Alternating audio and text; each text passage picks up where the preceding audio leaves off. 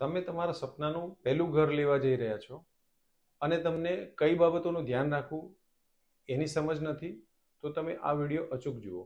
તમારે તમારી property final કરવા માટે એટલે ઘર લેવા માટે તમારે એક બજેટ બનાવવું પડે, એરિયા નક્કી કરવો પડે, તો જ તમે સારી પ્રોપર્ટી લઈ શકો. કેમ કે પ્રોપર્ટી એ લોંગ પીરિયડ માટે લેવામાં આવતી હોય છે. તમારે એરિયા એટલે ડિફાઇન કરવો પડે કે તમને અને તમારી ફેમિલીએ કયો એરિયા એડજસ્ટ થશે, ત્યાંના પીપલ કયા હશે, કઈ પબ્લિક સાથે તમને સારું ગમશે, એ બધી જ વસ્તુ ધ્યાન રાખીને તમારે એરિયા નક્કી કરવો પડે.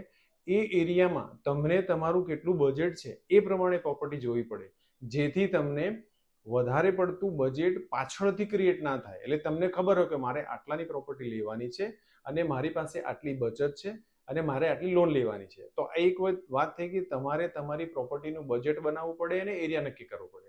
બીજી વસ્તુ આવે છે કે તમારી જે ઇન્કમ છે એ ઇન્કમ જોતા તમને કઈ બેંક ઓછા વ્યાજે લોન આપશે એનું પણ તમને ધ્યાન રાખવાની જરૂર છે, અને ક્યાંક ઓછો ખર્ચો થશે એ પણ તમારે ધ્યાન રાખવાનું જરૂર છે.